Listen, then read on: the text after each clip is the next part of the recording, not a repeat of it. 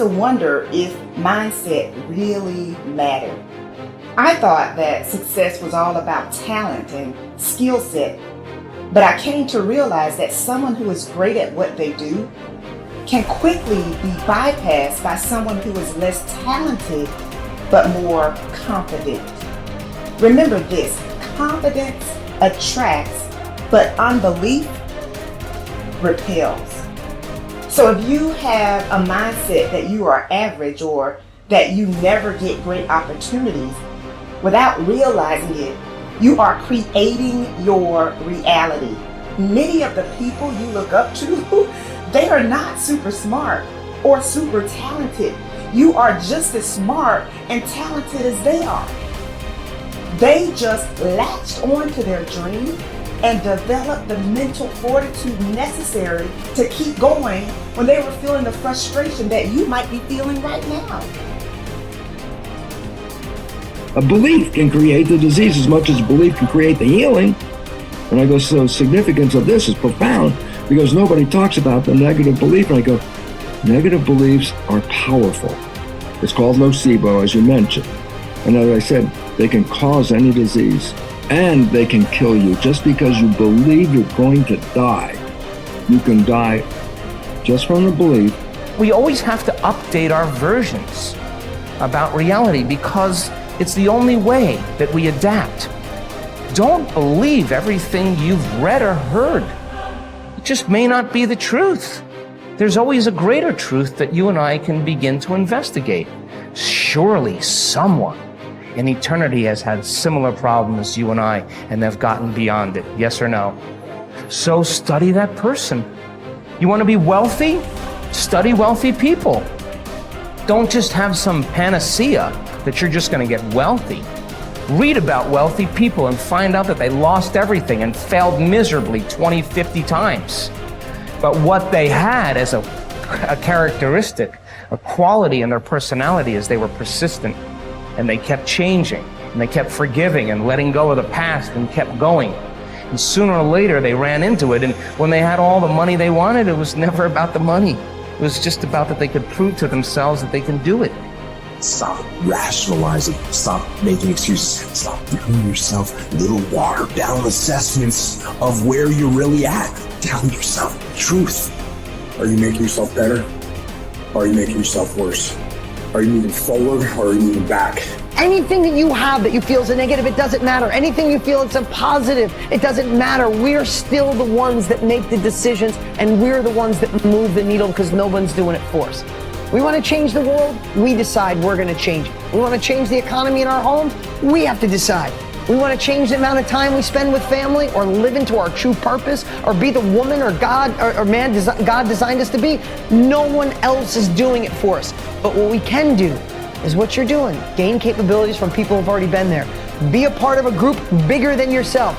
You already got the capabilities. You're already a part of a group bigger than yourself. You're already got the support of this amazing family. I think true behavior change is identity change. And it's this shifting of your self-image or your beliefs or the way you look at yourself. Because it's one thing to say that I want this, and it's something very different to say I am this. So people walk around with beliefs like that all the time. I'm not a language learner. I'm not good at math. I'm terrible with directions. I'm not good at remembering someone's name. Yeah. And once you have those type of, once you adopt that identity, it becomes very easy to just reinforce that over and over again. And so these three levels that you mentioned, outcomes, process, and identity, all three matter, but I think the key is that you want the direction of change to be in the right way, the right arrow. So if you start with the outcomes, if you start with the result, then you're like, oh, I really want this thing, and here's my plan for getting it. And most people just never think about the identity that comes underneath that. Like they think, I want to lose weight or I want to be skinny, and if I follow this diet, then I'll be skinny. And then they don't really give any thought to the beliefs behind their behavior. But if you start the other way around, if you start at the identity, and you say, all right, who's the type of person that could lose weight? Well, maybe it's the type of person who doesn't miss workouts. Then you start with that identity. You say, okay, I want to become the type of person who doesn't miss workouts. Here are the habits I need to build. And then whatever results come, just come naturally. So most people focus on the results and build a plan and let the identity come naturally, but that rarely works because their beliefs like conflict with your actions. But if you start with the identity and you build the habits to reinforce that, then the results just come on their own. You are quite capable, and I don't even know what you earn, but I do know this. You can turn your annual income into a monthly income. You're very capable of doing that. Now, you may think that I'm exaggerating. You can't exaggerate when you start talking about the potential of a human being. Stop and take a look at the way we communicate today. I remember when I was a kid when I saw the first television set. If anybody had told me at that time it was black and white, it was snow, and somebody would appear on the screen and then they'd go away again. If somebody had said, listen, in your lifetime, you'll be able to put one on your wrist. Self-contained in living color. Somebody can shoot something going on the other side of the world. You can watch the Olympics on your wrist. You'd have thought they were right out of their mind, but all that's going on. In fact, that's nothing today compared to what we're capable of doing. You stick a little camera on our computer and look at the other person and talk to them anywhere in the world. Doesn't even cost you a nickel.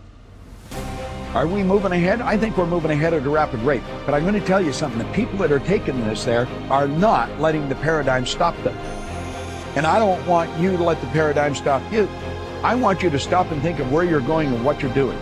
And when you go to break out of the paradigm, it's because you're using a bigger idea than what you're conditioned to. Now remember I said that conditioning is cause you to feel comfortable? It's only when you go to change the conditioning that you feel the discomfort.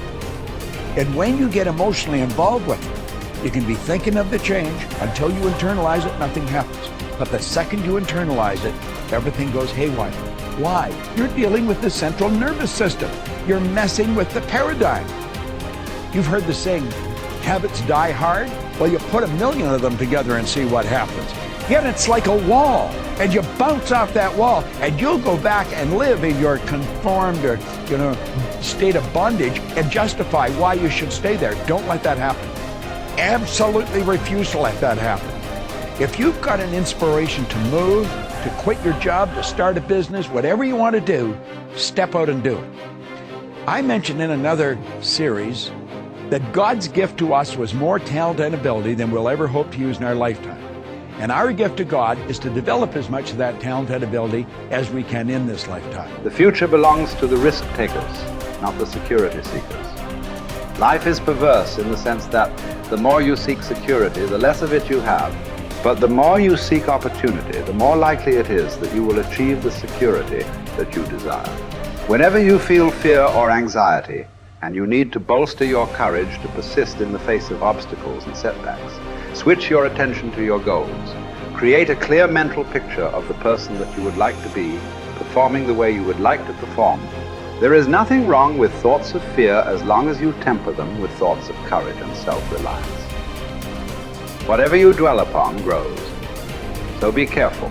And this brings us to a very important mental principle called the law of accumulation. The application of this law is a fundamental reason for success in every field, including yours. This law says that every great life or great career is an accumulation of hundreds and perhaps thousands of efforts that nobody ever sees or appreciates. Great success is the result of countless hours, maybe even months and years, of preparation and hard work toward the goal of becoming very good at what you are doing. This law of accumulation says that life is very much like a balance sheet with both credits and debits. Every time you do something positive to enhance your abilities and to improve your life, you get a credit on the credit side of your ledger. Each time you waste your time or neglect to take advantage of an opportunity to learn and grow, you get a debit on the debit side of your ledger. Here's the key. Everything counts. Everything that you do or fail to do is written down and totaled up on your balance sheet. Everything that you do or fail to do counts in some way. Nothing is neutral.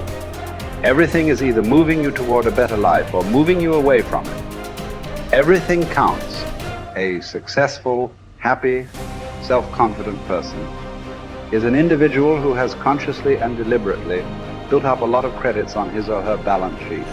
An unhappy, negative, or insecure person is a person who has a lot of debits on his or her balance sheet, because the only things that count are your actions. It seems that every positive and constructive action you engage in adds up and increases your levels of self-confidence and self-esteem. The law of incremental improvement, perhaps the most important corollary of the law of accumulation, is what is called the law of incremental improvement. This is really the law that explains how you move from wherever you are to the top of your field. This is the law that explains all great success in America or anywhere else in the world.